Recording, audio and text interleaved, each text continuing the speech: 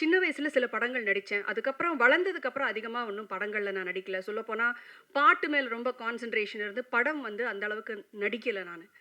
இந்த படம் நடிக்கும்போது எனக்கு பொறுத்தவரைக்கும், நான் ஏதோ ஒரு ஒரு சில படங்கள் நடிச்சேங்கிற எந்த ஒரு அனுபவம், ஒரு கான்ஃபிடன்ஸ் எதுவுமே எனக்கு கிடையாது.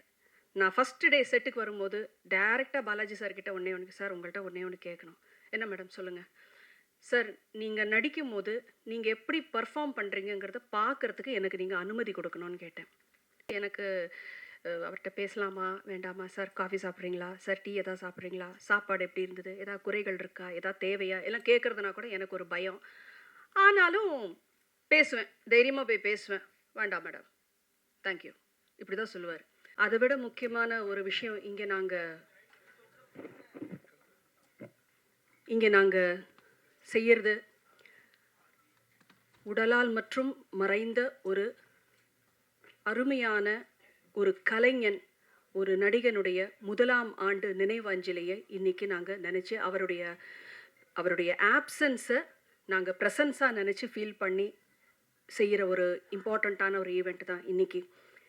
இந்த நாள விட ஒரு ஆப்ட்டான, ஒரு சரியான ஒரு நாள், இந்த திரைப்படத்தினுடைய ட்ரெய்லர் லான்ச்சுக்கு இத விட ஒரு கரெக்ட்டான ஒரு நல்ல நாள் எங்களுக்கு பெருசா தோணல.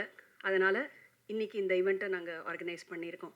எங்களுடைய வேண்டுதலின் பேரில் வருகை தந்திருக்கும் எல்லாருக்கும், முக்கியமாக சீஃப் கெஸ்ட்னா இத விட ஒரு ஆப்ட் சீஃப் கெஸ்ட் எங்களால கூட்டிட்டு வர முடியாது. பாலாஜி சார் நடிச்ச ஒரு ஃபிலிம்க்கு. அப்படி ஒரு கலைஞனை பெற்ற அவருடைய தாய் ராஜலட்சுமி அம்மா அவர்களுக்கு எங்களுடைய பணிவான வணக்கங்கள். வருக என்று வரவேற்கிறோம். மேலும் பாஸ்கர் அண்ணா அவர்கள், எனக்கு வந்து அவரை பாஸ்கர் அண்ணான்னு தான் நான் கூப்பிடுறேன். Is actually a multifaceted person working in various industries, education, agri, and mainly into film production also. So Bhaskar அண்ணா அவர்களை வருக என்று வரவேற்கிறோம். அப்புறம் முக்கியமாக மீடியா நண்பர்கள், சகோதரர்கள், பத்திரிகை நண்பர்கள், சகோதரர்கள், உங்கள் அனைவரையும் பணிவன்புடன் தாழ்மையுடன் வருக என்று வரவேற்கிறேன்.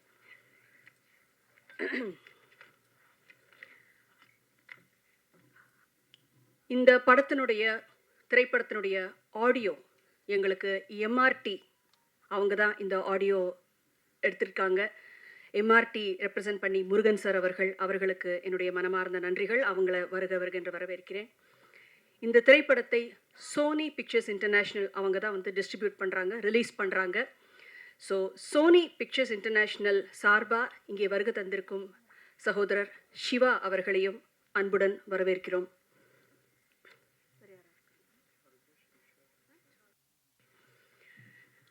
அப்புறம் இப்போ வளர்ந்து கொண்டிருக்கும் ஒரு chocolate boy, a handsome guy and a very good performer on the screen.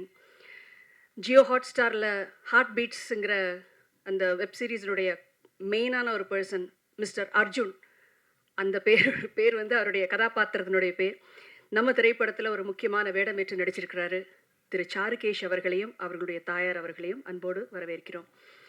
இந்த படத்தில் டெபியூ பண்ணியிருக்காரு, முதலாக நடித்திருக்கிறாரு ஒரு இம்பார்ட்டண்ட்டான கதாபாத்திரத்தில் ஈஸ்வர் கிருஷ்ணா அவர்கள். அவரையும் அன்போடு வரவேற்கிறோம். மனசில் வந்துட்டோம் மோனே, அவருக்கு மலையாளத்தில் சொல்லணும், அப்போ தான் கொஞ்சம் புரியும். அண்ட் இந்த திரைப்படத்திற்கு இன்னும் கூட ஆர்டிஸ்ட்டுங்க, முக்கியமாக வந்து பாலாஜி சாரோட ரன்னிங் ரோல் மாதிரி பாலாஜி சாரோட எப்பவுமே ஸ்க்ரீன் ஷேர் பண்ணிக்கிட்டே நடிச்சிட்டு வந்த 2 பேர் இருக்காங்க. நடிகர் பாபு அவர்கள் அண்ட் நடிகர் முத்து அவர்கள். உங்கள் எல்லாருக்கும் பரிச்சயம். அவங்கள வந்து அவங்களையும் நான் மனசார வெல்கம் பண்ணுறேன். நன்றி முத்து, நன்றி பாபு. அண்ட் இந்த படத்தில் வந்து ஒரு 3-4 பாடலாசிரியர்கள் பாடல்கள் எழுதியிருக்காங்க. தாமரை அக்கா, மோகன்ராஜன் சார் அவர்கள், கிரிதர் வெங்கட் சார் அவர்கள். அப்புறம் அதோடு சேர்த்து ஒரே ஒரு பாட்டு, எனக்கும் வந்து பாட்டு எழுதணும்னு ஒரு ஆசை வந்து முதல் முறையாக ஒரு பாடலை எழுதி அதை கம்போஸ் பண்ணியும் பாடியிருக்கேன். அதனால் இன்னைக்கு வந்து மற்றவங்க யாரும் வர முடியல, எங்களுக்காக வந்திருக்கிற கிரிதர் வெங்கட் அவர்களை அன்போடு வரவேற்கிறோம். மீண்டும் அனைவருக்கும் பணிவன்பான வணக்கங்கள். நான் முதல்ல டேனியல் பாலாஜி சார வந்து இயக்குனர் பிரசாத் பிரபாகர் சார் அவர்கள் வந்து டேனியல் பாலாஜி சாரை வீட்டுக்கு போய் அவங்கள வந்து பார்த்து இந்த ஃபிலிம்க்கு வந்து கன்ஃபார்ம் பண்ணி இது பண்ணப்போ அப்போ தான் வந்து என்னை பற்றி இன்ட்ரடியூஸ் பண்ணாங்க.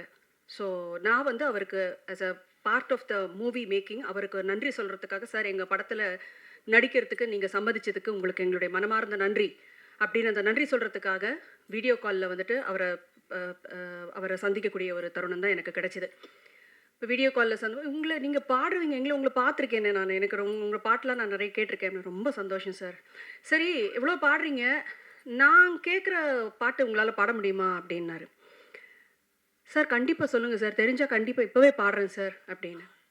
அவர் முதல்ல என்கிட்ட கேட்டது, நம்ம தண்ணீர் தண்ணீர் படத்தில் வர எம்எஸ்வி சார் அவர்கள் இசையமைத்த சுசிலாம்மா அவர்கள் பாடிய கண்ணான பூமகனே கண்ணுரங்கு சூரியனே அப்படிங்கிற பாட்டு உங்களுக்கு தெரியுமான்னு கேட்டார்.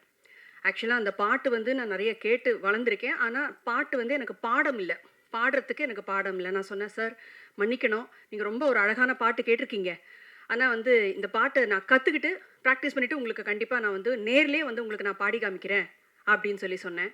அப்படியா, சரி வேற ஒரு பாட்டு சொல்கிறேன், அது பாட முடியுமா அப்படின்னாரு. என்ன பாட்டு சார் சொல்லுங்கள். சிங்கார வேலனே தேவா பாட தெரியுமான்னு கேட்டார். அது நல்லா தெரியும் சார் சொல்லிட்டு உடனே வீடியோ காலில் வந்துட்டு நான் சிங்கார வேலனே தேவா பாடினேன். பாடி முடிச்சு அவருக்கு ரொம்ப சந்தோஷமாக இருந்தது. அதாவது நான் அவருடைய பேக்ரவுண்டில் என்ன, அவர் எப்பேற்பட்ட ஒரு நடிகர், திறமைசாலி, அதில் எந்த ஒரு மாற்று கருத்துமே கிடையாது. பயங்கரமான திறமைசாலி. சினிமா நுணுக்கங்களை பற்றியும் நடிப்பு திறன்களை பற்றியும் ஸ்க்ரீன் ஸ்பேஸை எப்படி வந்துட்டு, ஏன்னா பாலாஜி சார் வந்து ஒரு ஸ்க்ரீனில் வராருனாவே கம்ப்ளீட்டாக கேப்சர் பண்ணிவிடுவார். அது அது அது நெகட்டிவிட்டி ரோலாக இருக்கட்டும், எதுவாக இருக்கட்டும், மோஸ்ட்லி அவர் நடித்ததெல்லாம் வில்லன் கேரக்டர்ஸ் தான். அதை வந்தாலே நான் அந்த கண்ணுக்கு அவ்வளோ பவர் இருக்குது. அதுதான் முக்கியமாக சொல்லுவாங்க, ஒரு நடிகருக்கு வந்து கண்ணு பேசணும் அப்படின்னு சொல்லுவாங்க. நான் பெரியவங்க சொல்லி கேள்விப்பட்டிருக்கேன். அந்த மாதிரி அந்த பாட்டு அவர் பின்னாடி இருக்கிற அவர் உட்காந்துட்டு இருந்த ரூமில் ரொம்ப சிம்பிளாக இருந்தது. நான் வந்து பிரசாத் சார்ட்ட கேட்டேன், என்னங்க இவர் இவ்வளோ பெரிய நடிகர், என்ன ரொம்ப சாதாரணமாக ஒரு கைத்துக்கட்டில் சிம்பிளாக அவர் பாட்டுக்கு சிம்பிளாக இருக்காருன்னமா. அவர் இருக்கிற இடமும் அப்படி தான் இருக்குது, அவர் வாழ்ந்துட்டு இருக்கிற வாழ்க்கையும் அப்படி தான் இருக்குது. ஏன்னா யதார்த்தமான ஒரு வாழ்க்கை. ஏன்னா ஸ்க்ரீனில் எல்லாரும் பெரிய ஸ்டால்வாட்ஸாக இருக்கலாம், திறமைசாலிகளாக இருக்கலாம், ஆனால் நிஜ வாழ்க்கையில் எல்லாருமே வந்துட்டு அவங்கவுங்க அம்மா அப்பாவுக்கு பிள்ளை, கணவருக்கு மனைவி, மனைவிக்கு கணவன், பிள்ளைங்களுக்கு தாய் தகப்பன், இவ்வளோதான் ஒரு குடும்பம். ஒரு ஹியூமன் பீயினோட லைஃபே ரிவால்வ் ஆகிறது இவ்வளோக்குள்ளே தான். எனக்கு ரொம்ப ஆச்சரியமாக இருந்தது அவருடைய சிம்பிளிசிட்டி. அப்புறம் இந்த பாட்டை வந்துட்டு செய்ய முன்னாடி கேட்டார், ஒரு இவ்வளோ நம்மெல்லாம் பார்த்து ரொம்ப மெச்சி ரொம்ப சந்தோஷப்பட்ட ஒரு நல்ல ஒரு ஆர்டிஸ்ட் வந்து நம்ம படத்தில் வேறு நடிக்கிறாங்க பாலாஜி சார். அவர் கேட்டு இந்த பாட்டை கற்றுக்கிட்டு பாடணும்னு சொல்லி ஒரு ஃபியூ டேஸில் வந்து அந்த பாட்டை உட்காந்து படித்து நோட்ஸ் எடுத்து நான் வந்து வாய்ஸ் நோட்டாக அனுப்பினேன். ஏன்னா அவரை பார்க்கக்கூடிய சந்தர்ப்பம் கிடைக்கல, அதனால இது வந்து எக்ஸ்டெண்ட் ஆகக்கூடாது, ஒரு ஆசையாக கேட்டார் அப்படின்னு சொல்லிட்டு அதை வாய்ஸ் நோட்டாக நான் அனுப்பினேன். பிரசாத் சார் வந்து பாலாஜி சாருக்கு அனுப்பியிருப்பாருன்னு நினைக்கிறேன். அந்த பாட்டை ஒரு சில காரணங்களுக்காக நான் அந்த பாட்டை இப்போ பாட விரும்புகிறேன். ஏன்னா அந்த பாடல் வரிகள் என்ன சொல்கிறதுனா, இன்றைக்கி இருக்கிற தேதிக்கு அந்த மறைந்த அந்த ஆத்மாவுக்கு அது ரொம்பவே வந்து பொருந்தில் வந்து ஒரு சிங்கருக்கு வந்து பாடகர்களுக்கு வந்து இன்னும் நான் வந்து இந்த தமிழ் மண்ணில் பிறந்த ஒரு பொண்ணு. எனக்கு எம்எஸ்வி சாருடைய பாடல்களோ, இளையராஜா சார் அவர்களுடைய பாடல்களோ, ஜி ராமநாதன் அவர்கள்லேருந்து இன்றைக்கி AR Rahman sir, Anirudh sir, எல்லாருமே வந்து இதெல்லாம் வந்து it is a part of culture. நம்ம அந்த மண்ணுடைய மனம்னு சொல்லுவாங்கல்ல, அது மாதிரி வளர்ந்த ஒரு பொண்ணு தான் நான். எனக்கு பல பாடல்கள் எனக்கு மெமரிஸ். சில பாடல்கள் முக்கியமாக வந்து எஸ்பிபி சார் மறைவுக்கு அப்புறம் எனக்கு வந்து பல பாடல்கள் கேட்குறதுக்கே ஒரு மாதிரி பயமாக இருந்தது. எந்த பாடல்லாம் வந்து தூங்கும் போதும், நடக்கும் போதும், உட்காரும் போதும், வண்டி ஓட்டும் போதும், பிள்ளைகளோட விளையாடும் போதும், குடும்பத்தில் இருக்கும் போது கேட்டு கேட்டு நான் வளர்ந்த பாடல்கள். ஒரு சில பேருடைய மறைவுக்கு அப்புறம் வந்து அந்த பாடல்களை கேட்க முடியாமல் போயிடும். ஏன்னா சிங்கர்ஸ் பொறுத்த வரைக்கும் இதெல்லாம் நாஸ்டாலஜிக் மூமெண்ட்ஸ். அதில் அழகான மெமரிஸ் இருக்குது, ரொம்ப துக்கமான மெமரிஸ் இருக்குது. இந்த ஒரு மெமரியை, இந்த பாடலை நான் எப்படி அழகான ஒரு பாடலில் சேர்க்குறதா இல்லை துக்கமான மெமரியில் சேர்க்குறதான்னு எனக்கு தெரியல. எனிவேஸ், எனக்கு வந்து இவருடைய மறைவு, any artist for that, any ஒரு நல்ல ஒரு கலைஞன், மக்களுடைய மனதில் இடம்பெற்ற கலைஞர்கள், அவங்க வில்லனாக நடிக்கிறாங்க, ஹீரோவாக நடிக்கிறாங்கங்கிறது முக்கியம் இல்லை. நடிப்பு துறையில் எப்படி அவங்களுடைய நடிப்பை நடிச்சிருக்காங்க, அவங்களுடைய தொழிலை எப்படி நல்லா பண்ணியிருக்காங்க, அது பாடகராக இருக்கட்டும், நடிகராக இருக்கட்டும், இயக்குனராக இருக்கட்டும், பாடல் ஆசிரியராக இருக்கட்டும், யாராக இருக்கட்டும், அந்த மாதிரி மக்கள் மனசில் இடம்பெற்று இருக்கக்கூடிய ஒரு நடிகர் தான் டேனியல் பாலாஜி சார். எனக்கு ஆக்சுவலா அவர்கிட்ட வந்துட்டு அந்த வீடியோ கால்ல நான் பேசினப்போ கூட அவர் ரொம்ப ஜாஸ்தி சிரிக்கல. அவர் ரொம்ப கம்மி தான் எனக்கு சிரிச்சது. இன்ஃபாக்ட் அவருடைய ஃபோட்டோ வந்துட்டு கேட்டது கூட அவர் சிரிச்சு இவ்ளோ அருமையா, முழுசா நல்லா சிரிச்ச ஒரு ஃபோட்டோ அந்த ஃபோட்டோ. அந்த ஃபோட்டோ தான் எங்களுக்கு வேணும்னு சொல்லி அவங்க குடும்பத்தினர்கிட்ட இருந்து கேட்டு நாங்க வாங்குனோம். ரொம்ப ஒரு காமான ஒரு பெர்சன். ஷோபனா ஆல்ரெடி சொன்ன மாதிரி. ஆனா பார்த்தா டெரரா இருக்கும். ஷூட்டிங் ஸ்பாட்ல கூட வந்து எனக்கு அவர்ட்ட பேசலாமா? வேண்டாமா? சார் காஃபி சாப்பிடுறீங்களா? சார் டீ ஏதாவது சாப்பிடுறீங்களா? சாப்பாடு எப்படி இருந்தது? ஏதாவது குறைகள் இருக்கா? ஏதாவது தேவையா? எல்லாம் கேட்கறதுனா கூட எனக்கு ஒரு பயம். ஆனாலும் பேசுவேன். தைரியமா போய் பேசுவேன். வேண்டாம் மேடம். Thank you. இப்படிதான் சொல்லுவாரு. இது இந்த ஷெல்லுக்கு உள்ள வந்துட்டு வேற ஒரு பாலாஜி சார் ஒருத்தர் இருக்கார். இங்க ஷெல்லுக்கு வெளியில இருக்கிறது டேனியல் பாலாஜி அவர்கள். அந்த ஷெல்லுக்கு உள்ள இருக்கிறது பாலாஜி சார் அவர்கள். ரொம்ப ஒரு கான்ட்ராஸ்டிங் பர்சனாலிட்டின்னு தான் நான் சொல்லுவேன். படத்துல ஒரு ஒரு நடிகரை பார்க்கறதுக்கும், அ நிஜ வாழ்க்கையில அவங்களோட எதார்த்த வாழ்க்கையில அவங்கள பார்க்கறதுக்கும் நெறைய வித்தியாசங்கள். அவர் இவ்ளோ தூரம் ஆன்மீகத்துல சிறந்து இருப்பாருன்னு சொல்லிட்டு ஒரு ஒரு தேடுதல் இருக்கும் அவருக்குன்னு நாங்க எதிர்பார்க்கவே இல்ல. அது மாத்திரம் இல்லாம இந்த படம் ஷூட்டிங் நடந்துகிட்டு இருக்கும்போது, அதிகமா வந்து ஈஸ்வர் கிருஷ்ணாவோடையும், சாருகேஷ் அவர்களுடையும் அவர் அதிகமா பேசியிருக்காரு. அது மாத்திரம் இல்லாம அவர் கூட ரன்னிங் கேரக்டரா வந்துட்டு இருந்த பாபு அவர்களோடும், முத்து அவர்களோடும் அதிகமா அவர் வந்துட்டு பேசியிருக்கிறாரு. அப்பவே வந்து ஈஸ்வர் கிருஷ்ணா கிட்டக்க அவர் சொல்லியிருக்கிறாரு, "இதுதான் என்னுடைய கடைசி படமா இருக்கும். இதுக்கப்புறம் நான் பரிபூரணமா ஆன்மீக வழியில தான் போறதா இருக்கேன்." இதுல என்னன்னா, மனுஷன் எவ்ளோ சம்பாரிச்ச காசும் வந்து ஒரு ஒரு ஒரு அருமையான ஒரு கோயில வந்துட்டு கட்டுறதுக்காக யூஸ் பண்ணியிருக்காரு. அவரு வந்து பயங்கரமாலாம் ட்ரெஸ் போட்டுலாம் நாங்க வந்து பெருசா அ ஆடம்பரமா ட்ரெஸ் பண்ணி நான் பார்த்தது கிடையாது. அட்லீஸ்ட் இந்த இந்த இந்த ஆர்பிஎம்மோட ஜர்னில அட்லீஸ்ட் நான் சொல்லணும்னா. சாதாரணமா ஒரு வேஷ்டி வீட்ல இருக்கும்போது சாதாரண ஒரு வேஷ்டி கட்டிட்டு தான், ஒரு பனியன் போட்டுட்டு தான் அவரு இருந்திருக்காரு. That's a contrast thing and முக்கியமா இந்த இந்த டைரக்டர் பிரசாத் பிரபாகர் சார் அவர்களோட பாலாஜி சாருக்கு நாங்க செட்டுலயே சொல்லிப்போம். பிரசாத் சாரெல்லாம் நாங்க கிண்டல் பண்ண ஆரம்பிச்சுட்டோம். பிரசாத் சார் வந்து ஏதாவது சீன் பத்தி எக்ஸ்பிளைன் பண்றதுக்கு, கொள்றதுக்கு ஏதாவது வந்தானாக்கா, "ஷபா! வந்துட்டீங்களா? சொல்லுங்க." இப்படிதான். ஸோ அந்த ஷபாங்கிறத நாங்க சொல்லி, சொல்லி, சொல்லி எங்களுக்கு இதெல்லாம் பயங்கரமான ஒரு ஹாண்டிங்கான மெமரீஸ் ஆயிடுச்சு. எனக்கு ஹியூமரா இருந்த ஒரு விஷயங்கள்லாம் வந்து ரொம்ப ஹாண்டிங் ஆக ஆரம்பிச்சிடுச்சு. ரக்துல் அங்காள பரமேஸ்வரி அம்மன் கோவில் தான் அவர் ஆவடியில வந்து கட்டியிருக்கிற கோவில். ரொம்ப அழகான கோவில். உங்களுக்கு அ கோவில் போற பழக்கம் இருக்கிறவங்களுக்கு கண்டிப்பா ஒரு தடவ போய் விசிட் பண்ணுங்க. இவர பத்தி நான் 2டே ஒரு விஷயம் மாத்திரம் தான் நான் சொல்லணும். நான் சின்ன வயசுல சில படங்கள் நடிச்சேன். அதுக்கப்புறம் வளர்ந்ததுக்கு அப்புறம் அதிகமா ஒண்ணும் படங்கள்ல நான் நடிக்கல. சொல்லப்போனா பாட்டு மேல ரொம்ப கான்சன்ட்ரேஷன் இருந்து படம் வந்து அந்த அளவுக்கு நடிக்கல நானு.